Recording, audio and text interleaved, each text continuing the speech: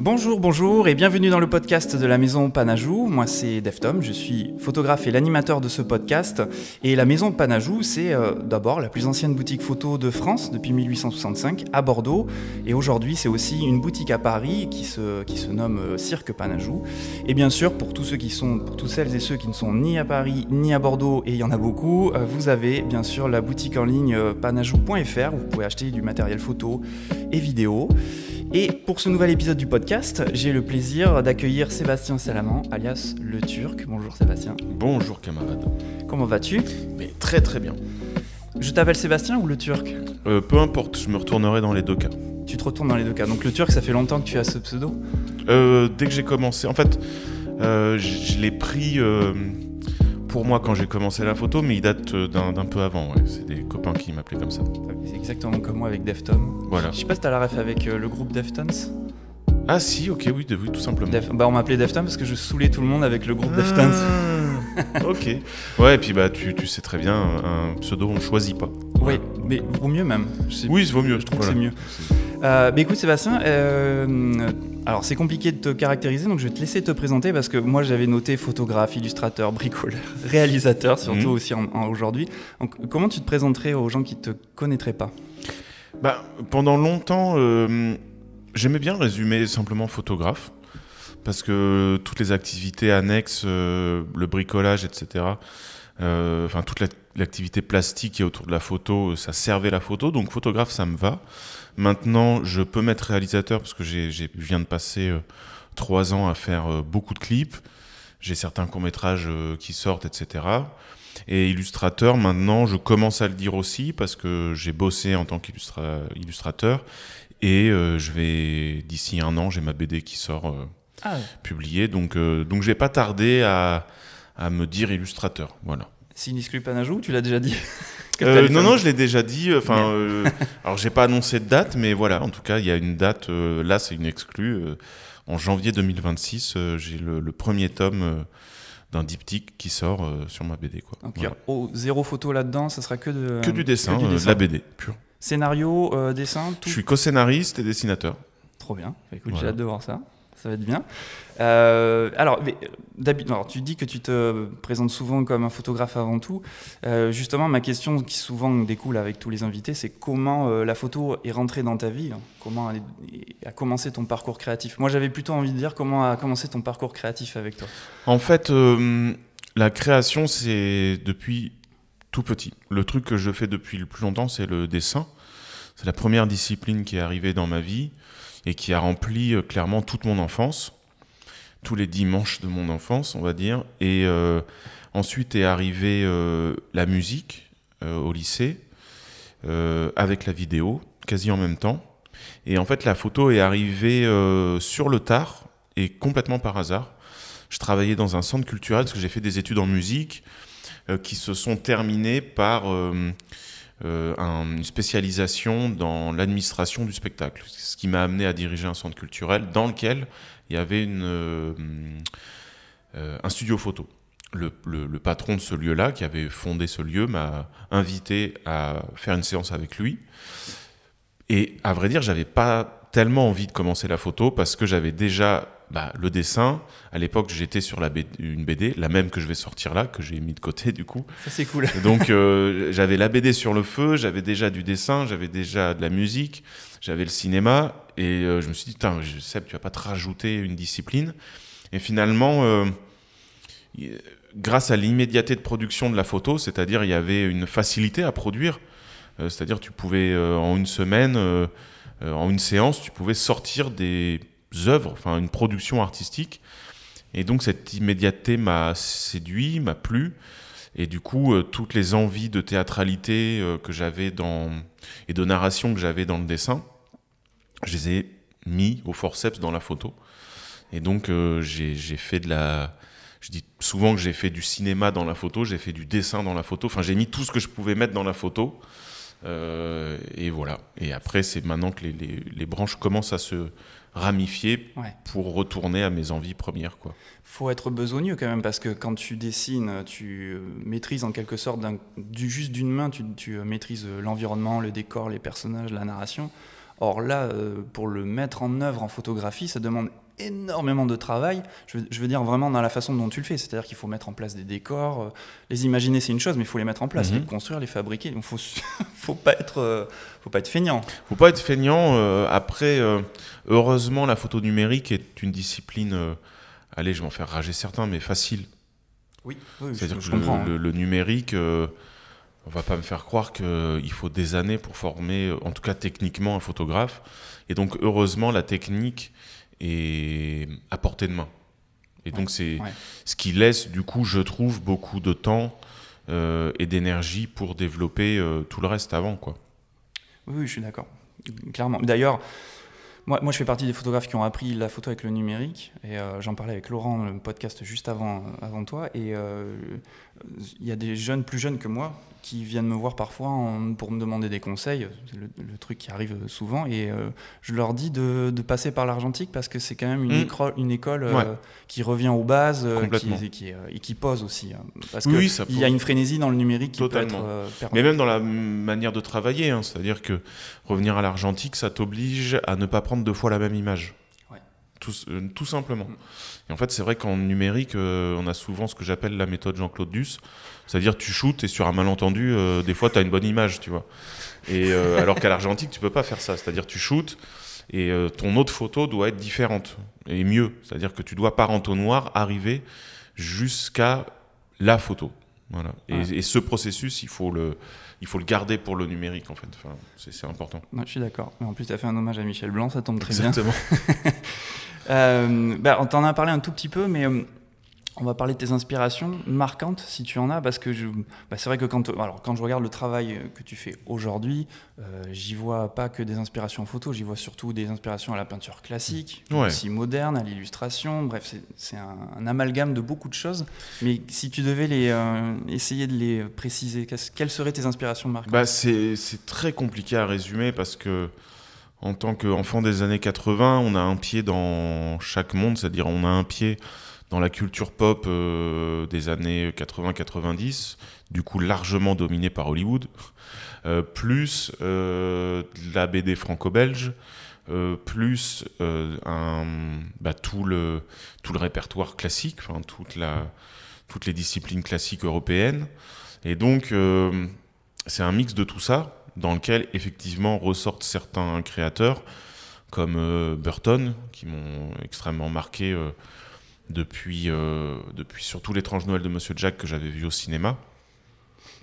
Il y a Burton, il y a Jean-Pierre Jeunet évidemment, en musique il y a Tom Waits, il y a même Michael Jackson pour son univers à la fois musical et ciné au niveau des clips. Oui. Ça va de Tintin jusqu'aux comics américains. Voilà, enfin c'est très compliqué en gros parce que l'inspiration c'est un bouillon étrange où mijotent des tas de choses apparemment inconciliables et pourtant que la création arrive à mélanger. C'est-à-dire que normalement, la création, quand tu te fais tes photos, quand tu te fais ton film, tu te fais l'œuvre idéale, c'est-à-dire celle qui arrive à cumuler toutes les références que tu as. Et donc, tu te dis, mais si je mélangeais Tintin et Marvel, ça ferait quoi ? Et Ken le Survivant plus Eugène Delacroix, ça donnerait quoi ? Enfin, tu vois, des trucs assez improbables. Et la création, c'est ça. C'est fait pour ça. Tu as des sujets quand même de prédilection, des choses qui t'obsèdent particulièrement ? Je suis en train de m'en rendre compte en croisant les disciplines, c'est-à-dire en écrivant des scénars à la fois maintenant pour le ciné, la BD, etc. Je m'aperçois effectivement que j'ai des obsessions. L'histoire de France en est une, le passé, le temps qui passe, la nostalgie, les passions humaines, le tragicomique, voilà. Tout ça, je pense que c'est des obsessions. La première étant, je pense, l'histoire et donc l'effet du temps sur les choses. Voilà. Oui, ça se ressent dans les décors d'ailleurs. Oui, complètement. Oui, l'effet du temps qui passe. Voilà. Un côté burlesque aussi, j'ai l'impression. Oui.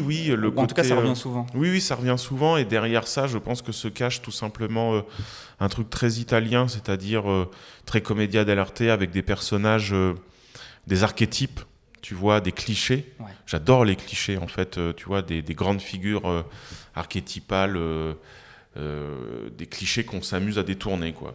Donc ça, oui, le burlesque me plaît parce qu'il a une appréhension des personnages où les personnages sont très hauts en couleur, très caricaturaux. Et ouais, je crois que c'est ça qui me plaît dans le burlesque. Je vois très bien. D'ailleurs, j'en profite, quand je me suis renseigné sur toi pour monter ce podcast, je suis tombé sur une vidéo que tu as fait avec un autre photographe sur c'est quoi le beau? Ouais, bah, c'était Seb Roignan, justement. Voilà. Ouais. Ah, de la chaîne que tu me parlais Oui, juste avant. voilà, c'était sur la Ok. chaîne F1 4. Effectivement, j'ai trouvé cette vidéo très intéressante. Je me suis perdu dans cette vidéo qui doit faire 30 minutes, je Ouais, un pense. truc comme ça. Mais alors, j'invite vraiment les gens à la regarder parce que, en fait, je sais pas, à la fin, on ne peut qu'être d'accord. Tu ne divises pas, tu rassembles tout le monde. Bah, j'essaye, ouais, bah, disons que c'est un sujet, moi, qui me passionne, enfin, l'art, l'histoire de l'art, et tout simplement l'esthétisme, enfin, ou l'esthétique, avec un E majuscule, c'est-à-dire, et j'ai essayé de répondre, en tout cas de me poser la question, c'est quoi le beau, qu'est-ce qu'on appelle quelque chose étant beau, quel effet ça nous fait sur qu'est-ce que ça produit dans notre cerveau, etc. Voilà. C'est pas juste une histoire de goût. Non, c'est pas juste une histoire de goût. Quand les gens disent bah non, le beau c'est relatif, chacun a le sien. Non, il y a des critères objectifs on mesure pas le beau avec une règle, etc. Mais non, il y a des critères objectifs. Quand une œuvre est bien faite, par exemple, moi je suis capable de dire cette œuvre je ne l'aime pas. Par contre, elle est exceptionnelle. Elle me touche pas pour plein de raisons, mais elle est extrêmement bien faite.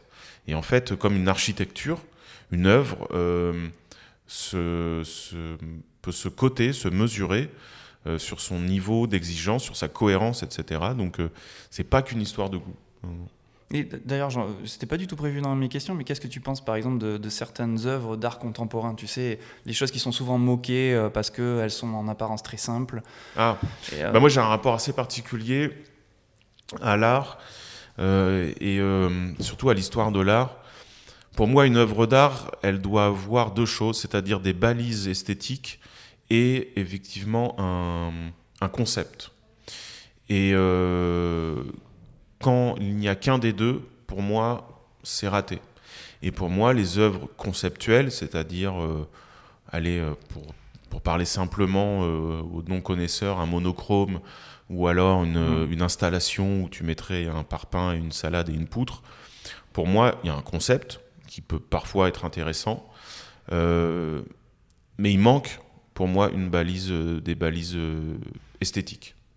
Et donc je considère que l'art a commencé, en tout cas dans les pays occidentaux, a commencé à se désagréger dès l'instant où en fait on a privilégié le concept par rapport à la communicabilité. C'est-à-dire, je pense que dès l'instant, enfin après les années 50, même avant, c'est-à-dire, allez, on va mettre l'urinoir du Duchamp, je pense que l'art populaire a pris le relais et l'art conceptuel moderne s'est enfermé dans une impasse conceptuelle. Et je peux comprendre ceux qui, en regardant des expos d'art contemporain, se sentent perdus parce qu'effectivement, rien n'est fait pour eux. Et je trouve ça dommage parce que on peut faire des choses brillantes, à la fois conceptuellement et esthétiques. C'est-à-dire un film de David Lynch, par exemple, il est étrange, il y a un concept fort derrière et pourtant il y a les balises qu'il faut pour que tu te prennes au jeu, quoi. Voilà. Donc je suis pas un grand fan de l'art contemporain conceptuel. Voilà. C'est particulier Lynch aussi parce que fait partie de ces artistes où même si tu ne comprends pas, le voyage vaut mieux que l'arrivée en fait. Ben en fait, ça veut dire quoi? Ça veut dire il t'a donné au moins ce qu'il fallait pour que tes sens jouissent, c'est-à-dire que tes sens en aient pour leur argent et que au moins tu fais le voyage. Que quand tu te retrouves devant un truc qui est vraiment conceptuel, c'est-à-dire que tu as besoin de lire, et Nietzsche disait, si tu as besoin d'expliquer, c'est déjà foutu. C'est un échec. Tu vois, c'est un échec. Quand tu écoutes Bach, tu n'as pas besoin d'expliquer. Quand tu écoutes Elvis, tu n'as pas besoin d'expliquer. Après, si tu veux rentrer dans le vif du sujet et écrire une analyse, tu peux. Moi, je me souviens toujours, à la fac, on étudiait du Mozart. Ce qui m'a amené à écouter beaucoup la même musique en boucle. Ma mère, qui n'a pas d'éducation en art, rien du tout, à un moment donné, j'étais en train d'étudier et d'écouter cette symphonie de Mozart en boucle, et je vois ma mère qui pleure parce que Mozart, c'est beau.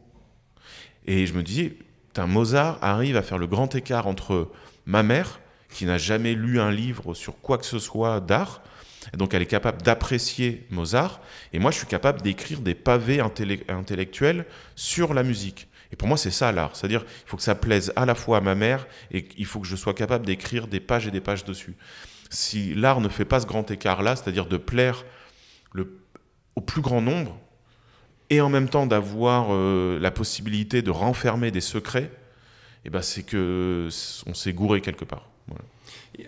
Tiens, encore une fois, je n'avais pas prévu ça, mais ça m'intéresse beaucoup de savoir ton avis sur quelque chose que je ressens. Par exemple, moi, en tant que photographe, je fais des images. J'aimerais être comme Lynch ou n'importe qui, c'est-à-dire ne pas expliquer mes œuvres et qu'elles parlent d'elles-mêmes ou pas, selon les personnes.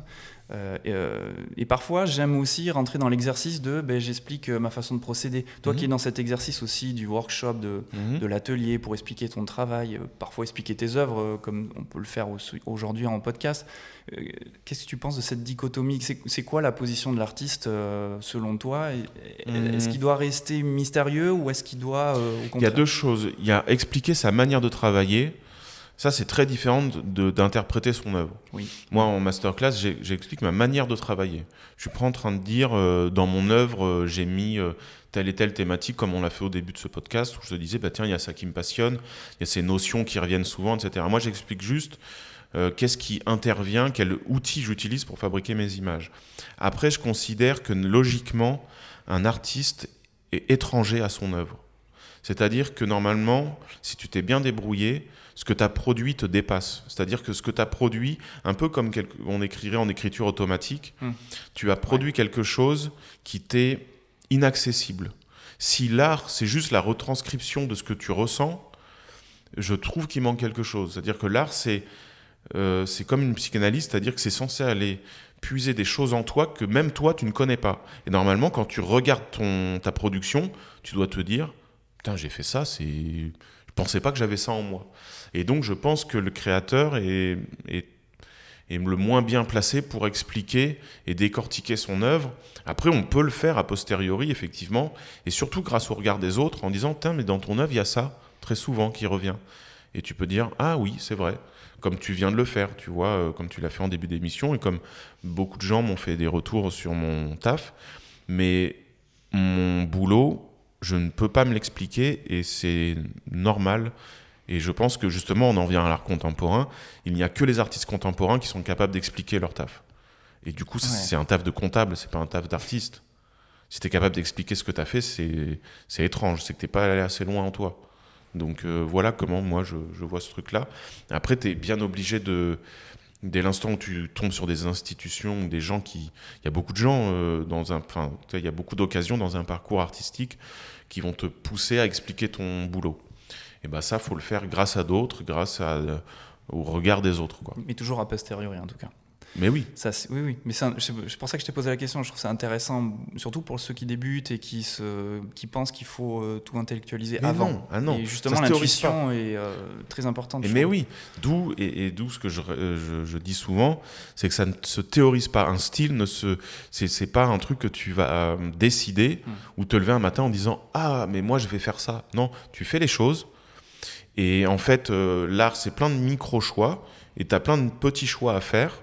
Donc tu les prends de manière instinctive et après coup, tu regardes ton œuvre en te disant « Ah putain, mais c'est marrant ce que j'ai fait là. » Voilà.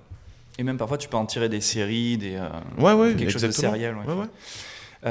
Justement, en parlant de série, il y a une série une photo surtout d'une série qui s'appelle La Chute des Empires. Ouais. Une photo où il y a une espèce de... Voilà, c'est ça le problème du podcast, quand tu n'as plus la photo devant toi, mais j'essaye de me la remémorer. Une espèce de déesse tout en fer avec une grande robe de fer et des soldats avec des masques à gaz derrière. C'est dans Je crie vers toi. Ah, c'est pas dans La Chute des Empires ? Non, c'est dans Je crie vers toi, c'est une série, ça s'appelle La Guerre. Enfin, la photo s'appelle La Guerre. Voilà. Ouais.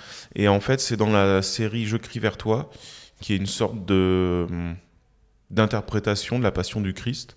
Et c'est vrai qu'il y a cette image un peu étrange avec une femme qui porte un enfant avec une robe, on va dire une robe mécanique, ouais. Et oui, bah, cette image, c'est des restes de polystyrène surtout, en fait. Comment ça? Bah, la robe, en fait, c'est un amas de polystyrène que j'ai peint de manière comme du métal, mais en fait, j'avais un tas de polystyrène et je me suis dit, tiens, ça pourrait faire une robe si je le disposais comme ça, et voilà, tout simplement. Je pense que c'est la photo. Je t'en parle, on va pas parler de plein de photos que tu as fait, mais parce que l'exercice du podcast, encore une fois, ça ne prête pas au jeu. Mais je t'en parle parce que c'est la photo qui m'a le plus touché. Voilà. Ah ouais. Je l'ai beaucoup aimé. Trop bien. Aimé, ouais. Bah, je l'aime bien aussi cette image. Et pour l'anecdote, le soldat qui a, en fait, c'est le même qui revient plein de fois. C'est juste, en fait, j'ai laissé l'appareil photo sur pied et lui il a bougé. Et c'est le coiffeur, en fait. Le pauvre. Il est heureux au hasard. Combien de temps tu passes alors il y a plusieurs questions dans cette question. C'est combien de temps tu passes pour faire une image? Alors ça veut dire combien de temps tu passes pour faire une photo, combien de temps tu passes pour faire des décors, un décor? Ah bah ça dépend du décor, hein. Ça va de 3 jours à 15 en gros, ou même des fois un mois. Ça dépend de la taille du décor. Tu fais tout seul ou tu as une équipe avec toi? Bah en fait j'ai commencé où je faisais tout seul. Après, j'ai pris un assistant déco que j'ai formé. Et en fait, ça dépend des projets, ça dépend du budget. Il m'arrive encore de faire tout seul. Et maintenant, surtout sur les commandes, sur le ciné, etc., où on a besoin de ma tête ailleurs, enfin, on a plus besoin de ma tête que de mes bras, eh bien, j'ai formé des gens et du coup, là, j'ai une équipe en déco. Mais ça m'arrive encore de bosser tout seul, comme au début, quoi. Et du coup, dans ta façon de faire, finalement, c'est le décor qui prend le plus de temps. La photo en soi, une fois que le décor est fait, c'est... Bah, en termes de temps, la photo, c'est le plus court, mais c'est quand même le plus dense. Et ça a une importance capitale parce que il faut pas se méprendre. Je ne pars pas avec un schéma précis que je respecte à la lettre. C'est-à-dire que la photo, enfin, l'idée évolue énormément. Si bien que je pars souvent d'une idée très floue, je dessine vaguement le décor, mais même pendant la construction du décor, bah, le décor, enfin les matériaux ont leurs propres règles, et donc il y a des choses, tu dis ah bah tiens ça marche pas, je vais plutôt aller là, etc. Donc le décor change, l'idée change, la pose que tu avais prévue change, etc. Le maquillage, et ce qui fait que finalement c'est vraiment au moment du shoot où tout se fait. Parce que finalement, je n'arrive pas avec d'idées préconçues sur l'image que je vais faire. J'ai quelques idées, mais le shoot, c'est là où tout se décide. Donc ça, quand même si c'est court, ça a une importance capitale. On en revient à cette intuition, il y a quand même une grande place à l'intuition qui fait évoluer les choses. Je fiche jamais les idées. Je pensais que tu avais un dessin beaucoup plus précis. Non, parce que ce qui marche en dessin, bah, ça veut pas dire... si ça marche en dessin, ça veut pas dire que ça marchera en photo. C'est deux disciplines différentes, donc et souvent, c'est une recherche le beau, c'est une recherche, c'est une quête, et donc quand tu as prévu quelque chose, tu le fais devant l'objectif et tu dis ben tiens, j'avais prévu ça, ça marche pas, donc il faut bien qu'à un moment donné tu sois réceptif à ce qui marche et ce qui marche pas, et donc tu prennes des chemins détournés, et du coup bah il faut aller chercher le beau ailleurs, quoi. Du coup, j'ai une question peut-être bête, mais tu vas me dire si c'est bête. Il n'y a pas de question bête. Comme tout l'exercice de la photo que tu fais, c'est la mise en place d'un univers, donc des décors construits ça prend du temps, c'est une élaboration spécifique. Est-ce que ça t'arrive de prendre aussi des photos de manière beaucoup plus naturelle? Est-ce que tu aimes l'exercice de la photo? Non. Je ne prends pas de photos dans le reste de ma vie. En fait, je ne suis pas passionné par la photo en tant que telle, vraiment. Je reconnais un talent monstrueux, justement, à ceux qui arrivent avec rien à faire des photos exceptionnelles. Moi, c'est pas mon taf du tout. Mais excuse-moi de te couper, mais justement, c'est ce que je me suis dit en découvrant ton travail. Très honnêtement, je ne te connaissais pas avant de préparer ce podcast. J'ai eu plaisir à te découvrir. Et je me suis dit, moi, je fais justement de la photo avec un rien. C'est-à-dire que mes obsessions, c'est mes muses. Et je les photographie, je fais beaucoup de portraits. Et toi, justement, je trouvais ça admirable, en fait. Je me dis, c'est incroyable d'être autant libre dans l'élaboration d'un univers. Ça demande aussi beaucoup de travail et je serais incapable de faire ça. Voilà, on est toujours admiratif de ce qu'on ne pourrait pas faire. Et moi, je ne pourrais pas faire ce que tu fais. Vraiment, j'ai besoin... Je suis passionné par l'artifice, par le faux, par des univers fabriqués, tu vois. C'est vraiment... c'est pour ça que j'adore les maquettes, j'adore ces trucs-là, tu vois, ces petits univers qu'on construit. Et je suis... le brut ne m'intéresse pas. Enfin, tu vois, la vérité crue, sans artifice, m'ennuie. Voilà. Je comprends. Parlons un peu de cinéma, tiens. Je dévie un peu, mais comme tu me parles de décor, d'effets pratiques et tout ça, moi je suis cinéphile avant d'être photographe, avant d'être passionné par la photo, je veux dire. Il y a quelque chose que j'aime énormément, c'est les effets pratiques. Pareil. J'ai rien contre l'image de synthèse en soi, mais je trouve que ça me... Alors, c'est souvent mal fait, malheureusement, parce qu'on n'accorde pas le temps aux artistes de faire de... C'est ça. Qu'est-ce que tu en penses, toi, de tout ça ? En fait, c'est drôle que tu dises ça parce que tout le langage que je suis en train de développer en vidéo et en ciné se base sur les effets pratiques. Parce que je parle pour moi, mais pour moi, les effets pratiques ont un pouvoir d'émerveillement infini. C'est-à-dire qu'on ne pourra jamais se lasser d'un effet visuel pratique parce qu'il a une organicité, il a un truc qui fait que ça a eu lieu. Tu peux le toucher, le truc, et que même quand il est imparfait, il va avoir son charme. Et effectivement, les CGI aujourd'hui sont souvent faites dans un processus de production où les artistes en CGI ont peu de temps pour bosser. Et en plus, le réal, très souvent, n'a pas comme il n'y connaît rien, il n'a pas tourné en fonction. Par exemple, Gareth Edwards, avec son Godzilla, c'était exceptionnel parce que c'est un gars qui sait faire du CGI. Il vient de là. Et donc, ce qui fait qu'il tourne en fonction, il sait ce qu'il faut faire pour ensuite taffer sur l'image, etc. Ce qui donne des effets incroyablement beaux et cohérents. Et donc, souvent, les réals n'ont pas ce truc-là. Et donc, même quand c'est bien fait, j'ai envie de dire, t'es là, ouais, c'est bien fait. Maintenant, c'est ça, parce qu'il y a tellement de moyens aujourd'hui que je vois pas comment on va pouvoir continuer à émerveiller des gens avec des CGI, même s'ils sont bien faits. Et c'est pour ça que le langage que j'ai envie de développer se base sur ce truc de putain, ils l'ont fait en vrai, les cons, quoi. Voilà. Je me suis dit ça hier avec un pote, j'ai regardé Batman Returns de Tim Burton, où c'est vraiment le deuxième Batman où Burton a eu les pleins pouvoirs, vraiment carte. Et les décors, à la fois c'était irréel enfin plutôt irréel parce que c'est des petites rues, ça fait pas, il y a pas une foule délirante dans les rues de Gotham, et en même temps, mais c'est d'une beauté hallucinante. C'est une poésie incroyable. Puis tu peux je sais pas, c'est organique, c'est-à-dire que même quand il y a déjà il y a des maquettes, je crois qu'il y a encore des effets du matte painting à l'ancienne. Ouais. Même ça, je veux dire, je sais pas, il y a un pouvoir d'émerveillement qui est encore là, quoi. Ça n'a pas bougé, je trouve. Et c'est intemporel la plupart du temps. C'est les effets qui vieillissent le moins. Mais oui. Prends Jurassic Park, par exemple, c'est un film charnière, justement, qui cumule les deux. Et les effets pratiques, c'est ceux qui n'ont pas vieilli. Exactement. Voilà, le T-Rex, il vieillira jamais. Enfin, en tout cas, dans sa version animatronique, quoi. Oui. Justement, parlons de ciné, du virage que tu es en train de prendre, parce que ça fait quelques années que tu t'es mis à la réalisation. Alors, comment ça se passe ? Qu'est-ce que tu fais exactement ? Qu'est-ce que tu proposes et qu'est-ce que tu veux faire ? En gros, moi, j'ai commencé par le clip, tout simplement parce que c'était un truc qui pouvait permettre à la fois d'en vivre un peu, parce qu'il y avait des petits budgets, et donc il y avait pas forcément le budget de bien se payer, mais au moins de tester des trucs. C'est-à-dire, t'as l'argent qu'il faut pour pouvoir monter ton projet. Et donc, au début, je voulais juste faire bouger mes photos, tout simplement. C'est-à-dire, et ça donnerait quoi si là, la vague est bougée, si le perso bougeait, etc. Et donc, j'ai commencé par le clip parce que c'est un exercice assez intéressant, parce que c'est un terrain de jeu pur, parce qu'il peut s'affranchir un peu de la narration. T'es pas soumis à la même rigueur que quand tu racontes une histoire précise. Et puis après, y a des histoires qui te viennent en tête.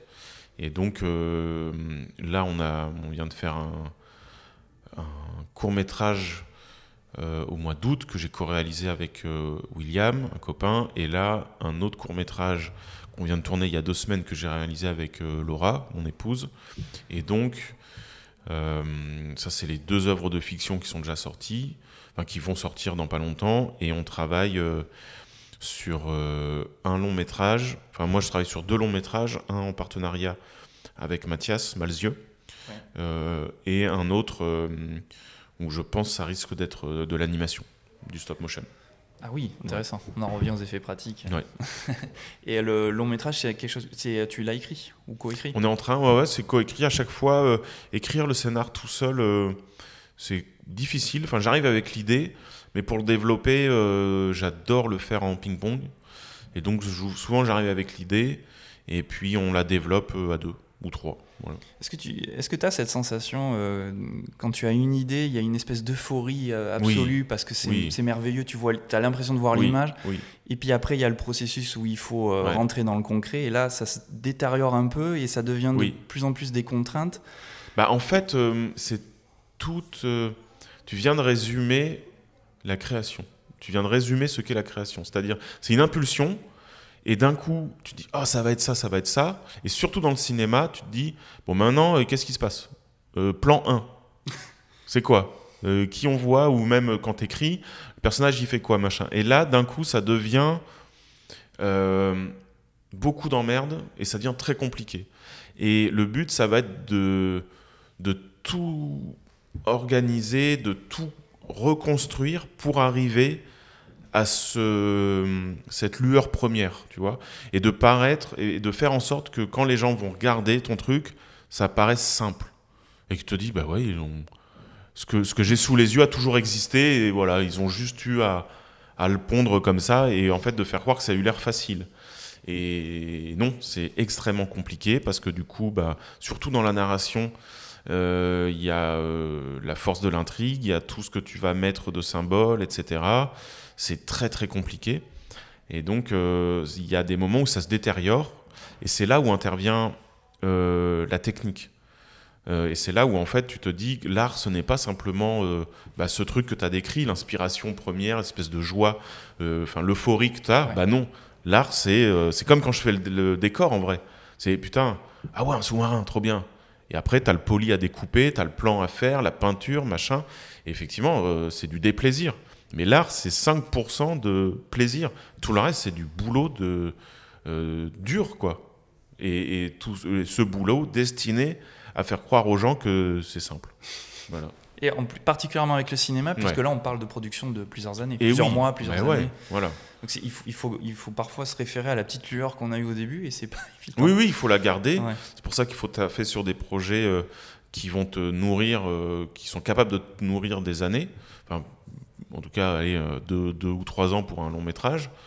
Donc, tu as intérêt à bien choisir ton projet et effectivement à garder cette lueur parce que sinon, tu te perds dans les méandres de la production et du travail. Et, et ça peut être décourageant. Ouais, contraignant. Ouais. En tant que cinéphile, quand je me suis mis à la photo, je me suis dit j'aimerais bien commencer à faire du court-métrage. Ce que j'ai fait, j'ai commencé à écrire, à commencer à bosser dessus et je me suis rendu compte que j'étais pas fait pour. Et justement parce que le temps entre la lueur, l'idée et la production et l'arrivée, c'était trop long pour moi. Ouais. Et quand j'ai compris ça, je me suis dit ah oui, vraiment la photo est fait pour moi. C'est-à-dire que le temps est compressible. Voilà, c'est ça. Et ben en fait, c'est ce que je te disais au début. C'est pour ça que la photo m'a plu. Cette immédiateté de production. Là, je comprends, complètement. Justement, pour revenir un peu à la photo, puisque c'est quand même ce qui suit ton parcours en général. À la base, on est sur un podcast photo. Photo et vidéo, hein, non. Mais, ok, bon, ça va. Non, mais parce que j'ai une question un peu terre à terre, que tu répondras ou pas si tu veux. Comment arrives-tu à financer des projets avec autant de moyens ? Moyens, j'entends décor, beaucoup de choses matérielles. Et alors là, je parle surtout de toi à tes débuts, parce qu'aujourd'hui, tu as des clients qui viennent te démarcher. Je comprends la logique. Mais comment, au début, quand tu débutes, que tu n'as pas forcément un client qui vient te taper à ta porte parce que tu n'es pas connu, tu ne t'es pas fait connaître, comment tu arrives à faire tout ça, à mettre en œuvre des photos aussi complexes ? C'est pas compliqué, j'ai pris énormément de risques. Dans le sens, je dis pas que c'est bien, je suis pas genre, c'est pas je suis pas en train de me jeter des fleurs, c'est juste, c'était risqué ce que j'ai fait, dans le sens où je dépensais beaucoup de sous, plus qu'il y en a qui revenaient. Et donc, en fait, j'avais, surtout au début, une espèce de folie furieuse de faire les trucs, peu importe le prix, peu importe le coût sur ma vie financière, privée, intime, etc. Et je crois que j'avais une faim folle de faire des trucs. Après, j'ai toujours essayé de... Et du coup, c'est devenu une esthétique, c'est-à-dire que c'est devenu une esthétique de la débrouille. C'est-à-dire que j'ai toujours essayé quand même de faire en sorte que c'est l'air d'un truc de ouf, alors que derrière, bah, c'est que du bout de carton et des bouts de poli. Je me suis beaucoup adapté aussi. Tu vois, à un moment donné, quand à la fin de la série Je crie vers toi, j'avais plus une thune et il me restait que des bouts de poli. Enfin, tu vois, il me restait des restes de matériaux. Et je me suis dit, mais qu'est-ce que je vais faire avec ça? Je me suis dit, bah, je vais faire des maquettes. Du coup, d'où est venue la série Opera Mundi, où en fait, j'ai juste changé d'échelle, j'ai shooté des maquettes dans laquelle j'ai incrusté des petits personnages. Tu vois, donc je me suis toujours adapté finalement quand même. Parce qu'au bout d'un moment, il y a une réalité qui fait que bah, ta carte bleue passe plus, tout simplement. Oui. Donc ça, c'est une limite bien concrète. Mais avant ça, eh ben, il faut faire confiance. Faut faire confiance à ce que l'univers va te redonner en cadeau par rapport à tout ce que tu as donné. Je suis convaincu que quand tu donnes beaucoup, même si c'est pas en paiement comptant dans l'immédiat, tu reçois quand même. Moi, j'ai eu beaucoup de chance, plein de fois où j'étais à deux doigts de tout lâcher et finalement, hop, un retour, tu vois, hop, une réponse positive, un truc comme ça. Et donc, parce que j'ai toujours eu cette espèce d'optimisme un peu foufou, quoi. Voilà. Honnêtement, je me doutais de ce que tu allais répondre, mais je trouve que c'est important de le dire et c'est inspirant parce qu'il y a des jeunes aussi qui nous écoutent, Ouais. des jeunes, moins jeunes, bref, mais des gens qui voudraient, par exemple, réussir dans la photographie avec des concepts peut-être un peu trop ambitieux pour eux. C'est pas un mal ce que je dis, je veux juste dire par là que aujourd'hui on est tous photographes, potentiellement. Tu l'as dit justement, le numérique en plus apporte une démocratisation très facile de l'exercice de la photo. Pour autant, on n'est pas tous faits pour ce genre de vie. Il y a une force, une conviction en toi qui t'a... Il y a deux choses. Il y a le fait de faire des photos et le fait de vivre en tant qu'artiste à son compte. Et ça, non, on n'est pas tous faits pareil. Et ça dépend de plein de choses. Et en particulier à comment tu as grandi et ce que tes parents font. C'est quoi ton rapport aux revenus?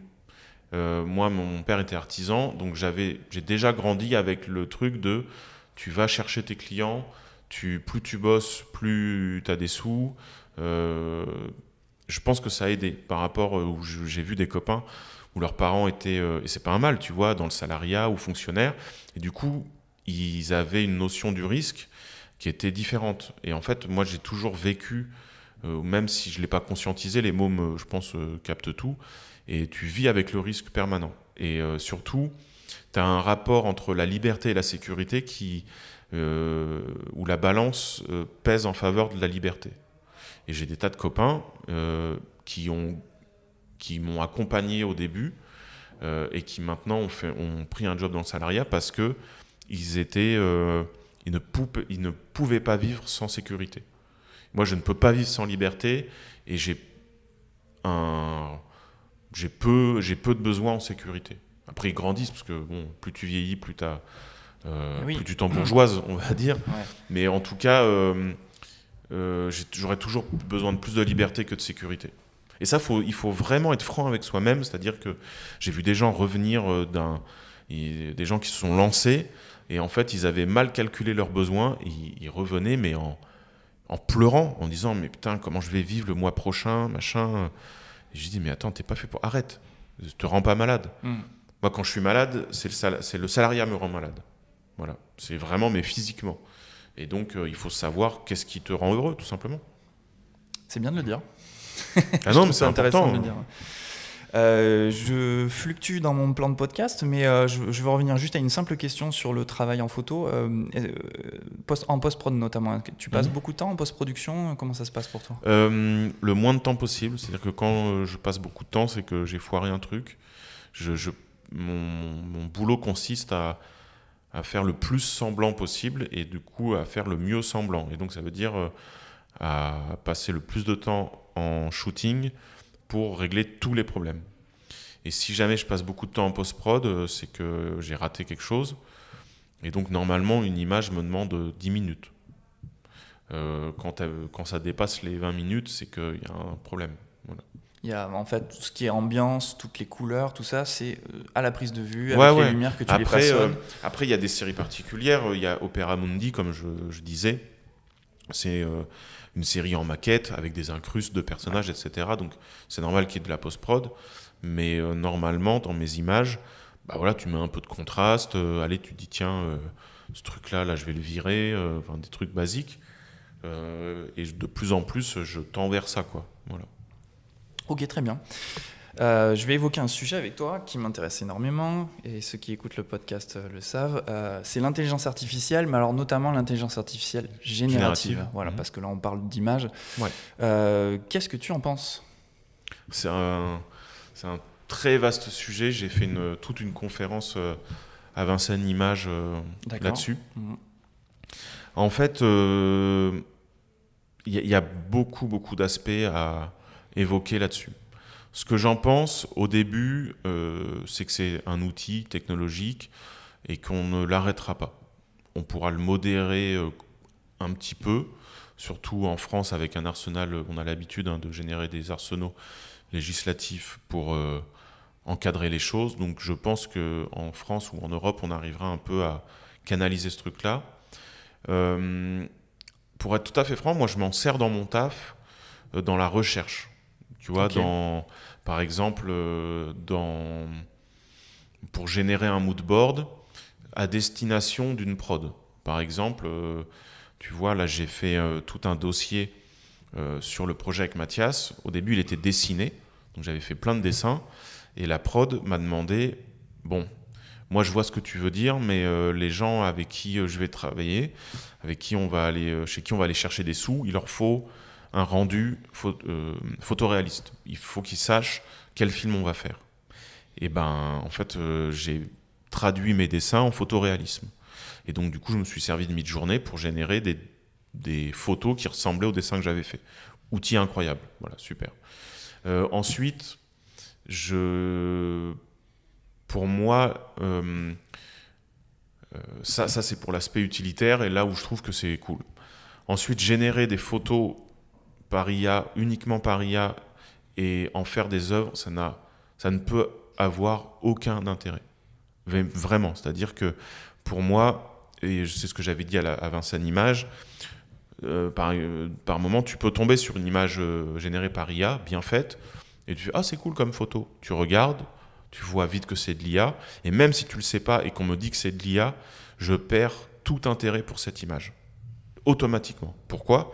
Parce que je sais qu'il n'y a rien à y voir. Je n'ai rien à creuser dans cette image. Il n'y a pas d'œuvre, il n'y a aucun intérêt à aller chercher du coup ce que l'artiste a fait à côté, etc. Je ne pourrais pas la relier à d'autres œuvres, je ne pourrais pas la relier à une biographie, je ne pourrais pas la relier à une société, une civilisation, une histoire, etc. Un savoir-faire. Donc, un savoir-faire. Cette image n'a aucun intérêt, elle n'a aucune valeur. Et ça n'aura aucune valeur parce que c'est facile à faire. Tout ce qui est facile à faire n'a aucune valeur. Donc, pour moi, l'outil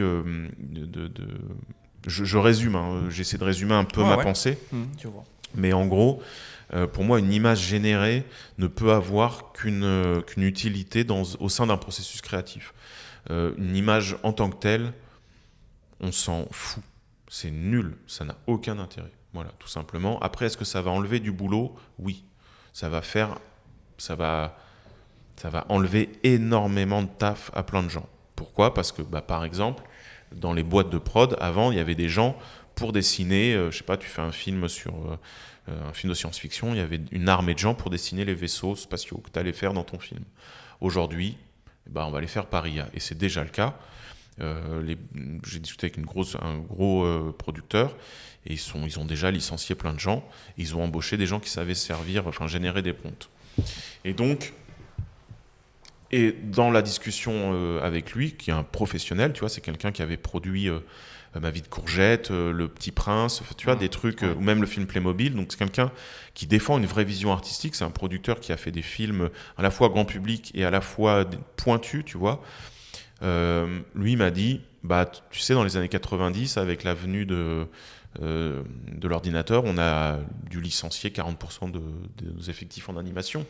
Il y a déjà eu des vagues comme ça où la technologie a remplacé. Là, c'en est une autre. Après, il m'a dit un truc très juste, et ça résume assez bien, je trouve, ce qu'on peut penser de l'IA. Quand tu regardes le Tour de France, les personnes qui courent à vélo pourraient prendre une mobilette. Ils feraient le Tour de France plus vite, ils ne se fatigueraient pas. Les technologies existent pour t'arrêter d'en chier comme un con sur ton vélo. Et pourtant, on regarde ce Tour de France parce que qu'est-ce qu'on aime ? On aime voir de l'humain en chier. Et on aime voir l'humain dans l'adversité, etc. Ouais. Tu dis, sinon il prendra un scooter si faire le Tour de France, c'était l'unique but. Mais c'est pas le but. Comme une image. Le but, c'est pas d'avoir une belle photo. On va comparer le Tour de France et une belle photo. Ce qui compte, c'est pas d'avoir un rendu final. Ce qui compte, c'est de te dire, putain, sur cette image, ça, ils l'ont fait en vrai. Ça a existé. Cet modèle existe. Cet artiste existe. Il y a un cœur qui bat derrière cette image. Il y a un taré, un dépressif, un alcoolique, ce que tu veux, mais il y a quelque chose à manger derrière. Et ben, pareil pour le Tour de France. Ce qui compte, c'est pas de faire ce putain de Tour de France. Ce qui compte, c'est, putain, machin, il a dépassé un tel, il en chie, il a fait un arrêt cardiaque, il s'est dopé, il s'est pas dopé. En fait, toute l'aventure qu'il y a derrière. Et donc, c'est comme les jeux d'échecs. On sait aujourd'hui que n'importe quel ordinateur peut battre un humain au jeu d'échecs. Pourtant, les associations d'échecs, les clubs d'échecs, n'ont jamais été aussi remplis. Pourquoi ? Parce qu'on aime voir deux humains jouer entre eux et se creuser la tête pour pouvoir monter des stratégies. Donc, ça veut bien dire que ce qui passionne l'humain, c'est l'humain. C'est pas le résultat final. Ok, c'est une belle image, mais qu'est-ce qu'on s'en fout ? Des belles images, on peut en faire à la tonne, à la pelle aujourd'hui. Il y a quelque chose qui m'interpelle dans ce que tu as dit, parce que moi j'ai une vraie dichotomie avec ça, parce que j'ai fait d'ailleurs une émission YouTube, je vous invite à aller voir, qui parle de l'IA, de ce que j'en pense en tout cas. J'ai une vraie dichotomie parce que je vois l'IA sous le prisme du photographe, donc celui qui peut être remplacé, et aussi par le prisme du passionné d'images, qui voit des images absolument fantastiques. Et c'est là où je suis un tout petit peu plus mesuré par rapport à toi. Il y a quelque chose du coup qui m'interpelle dans ce que tu as dit, c'est que si tu sais que c'est de l'IA, aujourd'hui c'est vrai on arrive à le voir, mais si tu sais que c'est de l'IA, tu n'as plus d'intérêt pour l'image. Non. Mais imagine aujourd'hui et dans pas très longtemps, tu ne sais pas si c'est vrai ou de l'IA. Tu tombes sur une image, elle te fascine, tu la trouves magnifique pour plein de raisons, et puis on te dit 1 heure après ou même 10 minutes après, peu importe, mais ça a été fait avec l'IA. Et là, tout d'un coup, de toi-même, tu te sors. Pour autant, tu as ressenti, tu vois, une sensation de vertige ou une émotion. Qu'est-ce que tu... Bah justement, en fait, il y a 2 étapes dans l'appréciation d'une œuvre. Il y a ses qualités superficielles, tu vois, c'est-à-dire faire une belle image. Ok. Déjà, cette image-là, si elle est belle, c'est qu'elle ressemble fortement... Et parce que l'IA, elle ne fait que copier. Cette image-là est belle parce qu'elle a puisé dans l'humain. C'est pour ça qu'elle est belle. C'est exactement comme dans le Capital, la machine ne vaut que parce qu'il y a de l'humain derrière. C'est des concepts que Marx a développés. Et là, c'est ce qui s'applique. Ça s'applique précisément à la machine. En fait, ça ne vaut que... Enfin, la valeur de cette image... ne tient qu'à l'humain qu'elle contient, de toute manière. Donc ça veut dire que le peu que je suis capable d'apprécier dans cette image, c'est ce qu'elle a volé à des humains, premièrement. Ensuite, effectivement, une image toute seule peut être séduisante. Mais après, pour en apprécier pour l'apprécier à 100%, il faut que tu es obligé de la remettre dans un contexte, soit dans une série, ou soit au sein d'une production plus large, de savoir qui l'a faite, dans quel pays, à quelle période, etc. Et là enfin, tu peux apprécier toute sa valeur. C'est comme une tapisserie japonaise un dessin japonais du 15e, tu te dis, ok, tu l'apprécies en tant que gravure, enfin en tant que estampe qui vient de cette civilisation, de ce clan, etc. Ben, pour l'œuvre, c'est pareil. Effectivement, tu peux avoir un attrait premier, mais ce qui va t'intéresser, c'est pourquoi elle était faite, quand, comment, par qui. Et oui, effectivement, on va arriver à des images où tu pourras ne plus reconnaître, mais dès l'instant où on te dira, bah, cette image-là, elle a été générée par du code, comme ça, sans volonté, elle ne vient pas d'un désir fou. Bah, c'est une tapisserie. C'est vraiment, enfin, allez, c'est un poster Ikea. Voilà. C'est tout. Ouais, je vois C'est très rien bien. de plus. Et alors, pour approfondir un tout petit peu le sujet, j'ai un exemple et tu vas me dire ce que tu en penses.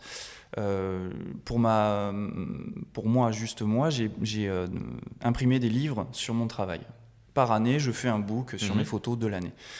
Et quand j'ai testé l'intelligence artificielle il y a un peu plus d'1 an, je suis tombé dans un maelstrom absolument vertigineux qui m'a fait beaucoup de mal d'ailleurs, d'une certaine façon. Ça t'a lassé ou pas?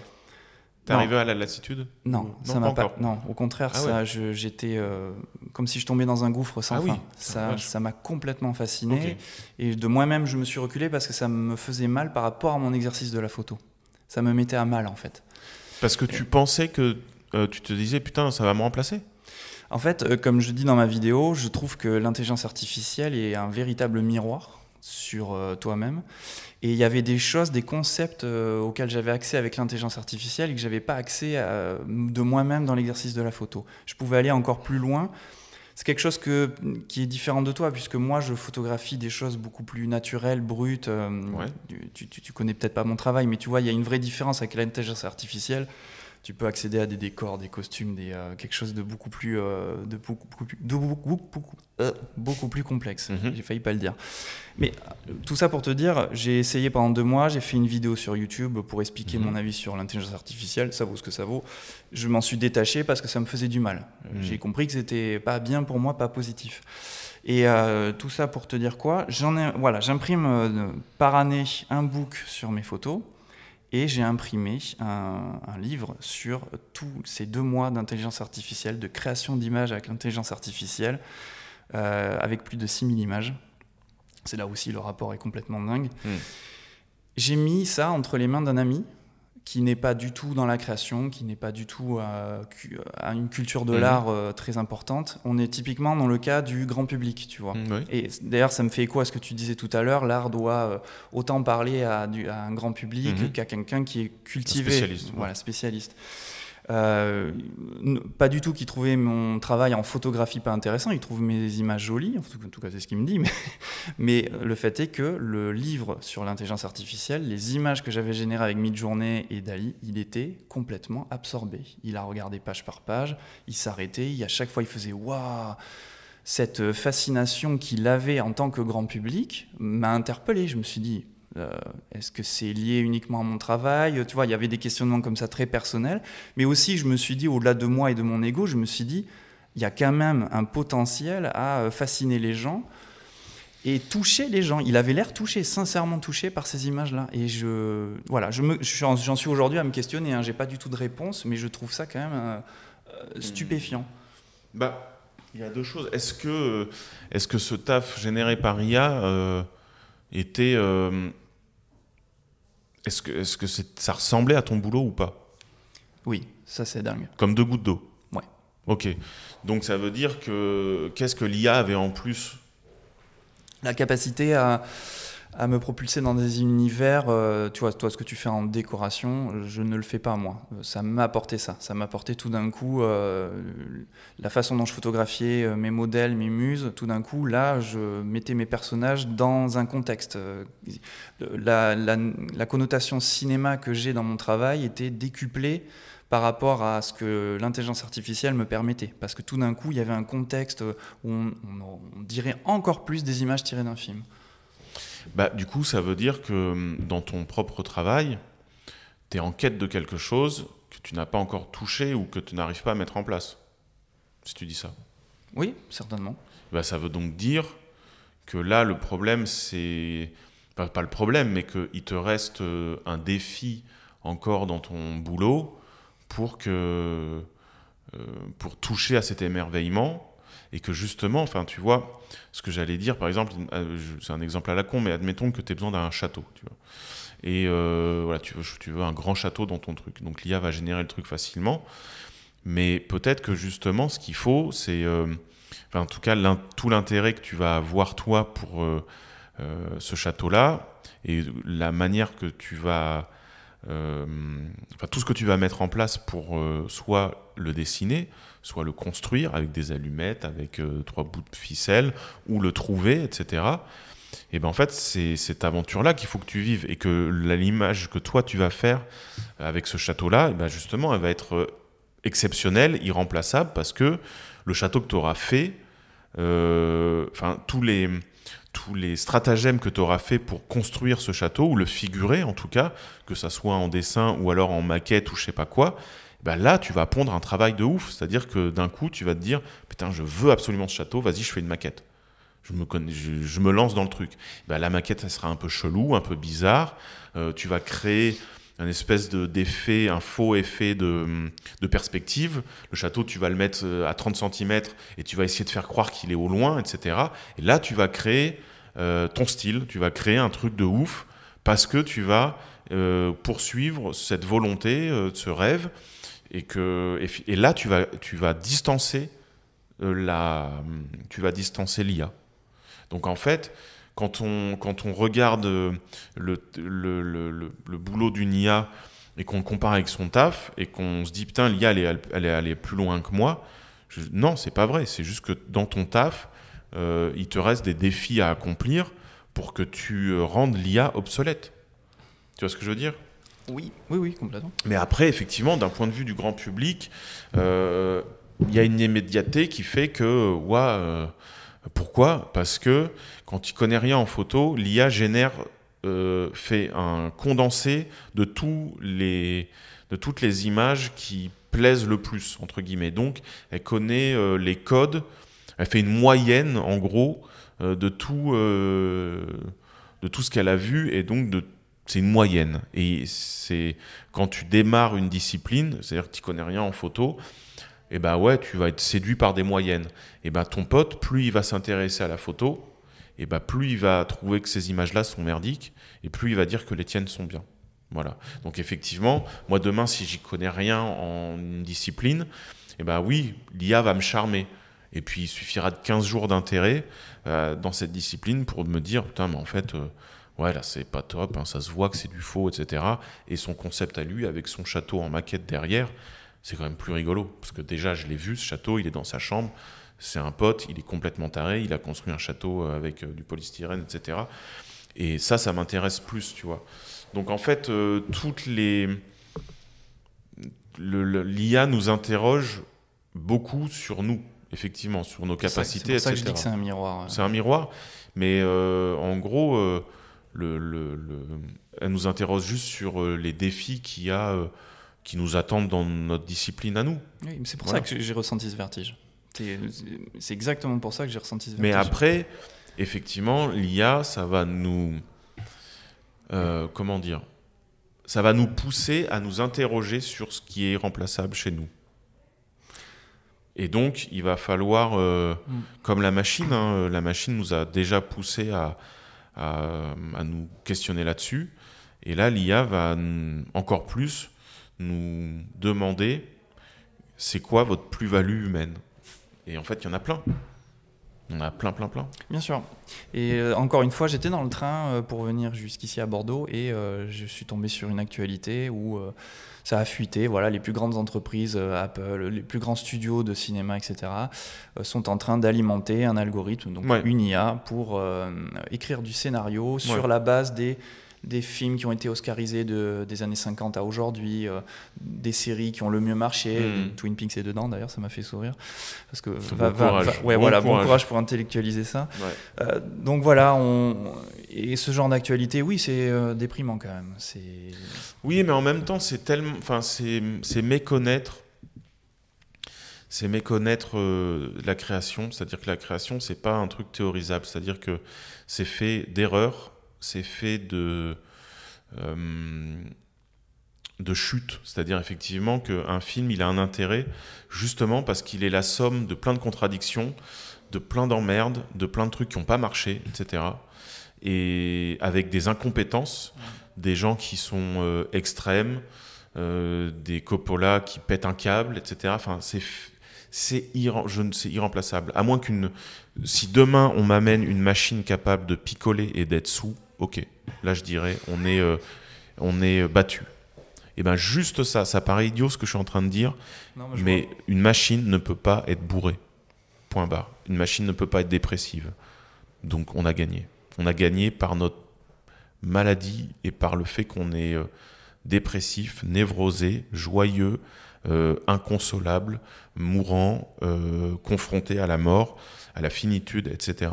Et si ça, amenez-moi une machine bourrée et on en reparle. Voilà. Ça n'existe pas. Donc la machine ne m'intéresse pas. Elle ne peut pas être bourrée, elle ne peut pas péter des câbles. Donc elle ne m'intéresse pas, c'est chiant comme la mort. Donc d'une manière générale, tu es plutôt optimiste par rapport à l'avenir sur l'art en général?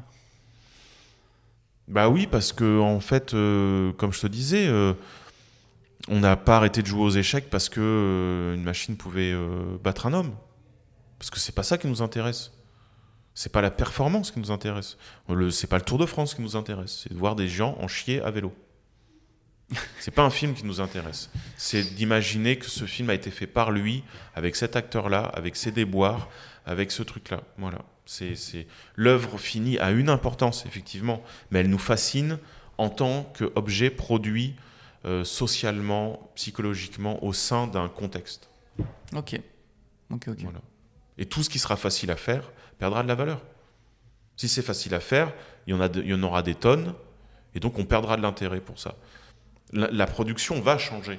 Admettons que demain on soit capable de produire à la chaîne des films comme Toy Story. Bah, ça n'aura plus aucun intérêt de regarder des films comme Toy Story. Il y aura eu l'original, les gens continueront à regarder parce qu'il est plein de défauts, etc. Mais en fait, bah, ils pourront en faire. Mais personne n'ira les voir vu que c'est facile à faire et qu'il y en a à la chaîne. On ira voir le mec qui fait un truc chelou qu'on n'a pas l'habitude de voir. Donc, d'où l'intérêt de développer notre singularité en tant que créateur. Si on fait un travail qui est remplaçable par la machine, tu seras remplacé par la machine. Voilà. Si jamais tu fais... En fait, ça nous pousse à aller chercher notre irremplaçabilité. Je ne sais pas si ce mot existe, mais en gros... Mais on le comprend, tout. Voilà, on va le comprendre. Ouais. Dans certains domaines, parce que c'est très compliqué de parler de l'IA, oui, il y a tellement de domaines. Mais d'applications différentes. C'est vrai que là où je me dis, ce qui me manque pour être autant optimiste que toi, c'est de voir le point de chute, par exemple, des plateformes comme Netflix, etc. Ces plateformes qui sont plus sujettes à utiliser l'intelligence artificielle, ou en tout cas remplacer les humains par les créatifs par des machines. Et parce que j'ai l'impression que je ne veux pas prendre le public pour des gens bêtes. C'est pas ça mon propos, mais le fait est que les gens s'intéressent pas à tout ça autant que nous à notre niveau. Et je sais pas à quel point le basculement va se faire en se disant les gens en auront vraiment marre de ce type de contenu. Bah, ça prendra plus de temps que nous. Oui. Parce que nous, on pourra déceler, parce qu'on a regardé plus de films, puis qu'on n'a pas le même rapport. Mais au final, ça mettra le temps qu'il faut, mais ça va arriver. Voilà. Hollywood est en perpétuelle crise. C'est que des renouveaux. C'est des recettes. Putain, cette recette, elle marche. Je l'applique, à chaque fois, je la fais. Ah putain, les gens, ils vont plus. Bah oui, ils vont plus. C'est 15 fois qu'ils ont vu le même film, au bout d'un moment, ils arrêtent. Ça prend le temps qu'il faut, mais n'empêche qu'au bout d'un moment, il faut trouver d'autres trucs. Et du coup, qu'est-ce qu'ils font ? Ah bah tiens, il y a un Scorsese qui a fait un film à bas budget. Et puis, voilà, c'est le nouvel Hollywood. Et puis après, on y va. Et puis, le nouvel Hollywood commence à produire des trucs au bout d'un moment où on en a ras le cul aussi. Et il faut renouveler le truc. Donc, c'est le public. Si jamais on savait la recette miracle, en fait, on produirait que des blockbusters. Bah non, il y a des accidents industriels où les prods étaient sûrs que ça allait marcher. Ça fait un bide retentissant. Ce sera pareil avec l'IA. Voilà. Ils auront, dans leur recette, il y aura tout. Et même si la recette fait qu'il y a tous les ingrédients qu'il faut pour apparemment faire un blockbuster, non, globalement, le public, pris comme une personne, comme une intelligence globale, au bout d'un moment, va refuter ce truc-là et va se lasser, quoi. Amen. Bah, on verra. Non, mais j'espère. Oui, j'espère bien aussi. Non, mais oui. Par contre, ce que tu dis, c'est vérifiable dans l'histoire du cinéma, donc effectivement. Et je te dis, si jamais, admettons que toute l'IA, l'IA prenne une place hyper importante, ben justement, ça va revaloriser les gens qui font des trucs à. C'est pas parce que regarde, il y a de la bagnole, mais on va voir des gens qui font de l'équitation, parce que c'est ouf. Voilà, exactement comme des gens iront voir dans le vieux Turc dans son atelier parce qu'il fait des trucs de ouf en vrai. Et ils se diront, enfin tu sais, comme une espèce de label fait en vrai, tu vois. Et les gens se diront, putain, c'est génial. Parce qu'ils auront bouffé de l'IA, avec un seul clic, ils pourront générer des images. Donc ils vont chercher le frisson ailleurs. Ils vont chercher le frisson dans, putain, ce mec en chie à faire des trucs en vrai. Ouais, donc on revient au Tour de France. Voilà. Ouais. Ok, bah écoute, merci pour ton avis là-dessus, c'était intéressant. Et bah écoute, on approche de la fin de ce podcast, on a 1h05, c'est tout à fait correct. Je crois que j'ai à peu près posé, je regarde un petit peu mon plan de podcast, mais je pense que j'ai posé toutes les questions que je voulais te poser, même si c'était... oui, c'est sinueux. C'est sinueux, mais je trouve que c'était beaucoup plus fluide comme ça. Qu'est-ce qu'on peut te souhaiter pour l'avenir ? La grâce de Dieu, voilà. Que Dieu ne me quitte pas. Voilà. Très bien. Ben, on l'espère pour toi alors. On peut découvrir ton travail sur ton site internet. Ouais, mon site, Insta, voilà. Tu as une boutique où tu vends des tirages et aussi des livres. J'ai plusieurs sites. Il y a leturc.com. Ouais. Ça, c'est ma galerie. Il y a le Turc Shop où il y a mes livres, des tirages en pas cher. C'est-à-dire j'ai réservé une part de mes tirages à des, on va dire, des posters de luxe, c'est-à-dire c'est des éditions limitées à 200 exemplaires, mais sur du beau papier, etc. Mais à moins de 250 €, tu as un tirage. Des livres, des masterclass. Excuse-moi, je te coupe. D'ailleurs, comment tu fais ça ? Parce que des posters de luxe, comme tu dis, s'il y a quand même un tirage limité à 200, or il y a une réglementation c'est pas une œuvre d'art. Qui limite. En fait, c'est juste que ces images-là, je les vends pas en galerie en 8 exemplaires. Elles sont destinées à être vendues comme ça. Donc c'est pas considéré comme œuvre d'art, mais comme un peu comme Yellow Corner, tu vois. T'achètes des trucs qui sont quand même limités. C'est des éditions limitées de posters, on va dire. Voilà. Ok, d'accord. Il y a ça, et maintenant, depuis peu, il y a l'usineamerveille.com, tout attaché, où c'est le site de notre studio de création. Parce qu'en fait, tout le boulot que je fais maintenant, il est aussi dans les mains de Laura, ma compagne. Et en fait, le studio est une entité à lui tout seul, un studio de création dans lequel on a en fait une petite partie destinée à la prise de vue en studio, mais aussi construction de décors, studio de création, de direction artistique, etc. Et ça, je ne le fais pas tout seul. Donc voilà, usineamerveille.com. Très bien. Bah, écoute, merci Sébastien. Merci à toi. Je te souhaite le meilleur pour la continuité. Merci beaucoup. Très bonne continuation et merci à celles et ceux qui nous ont écoutés pour ce podcast et pour les prochains. D'ailleurs, je vous dis à très bientôt pour le prochain épisode. Merci beaucoup et salut. Ciao tout le monde.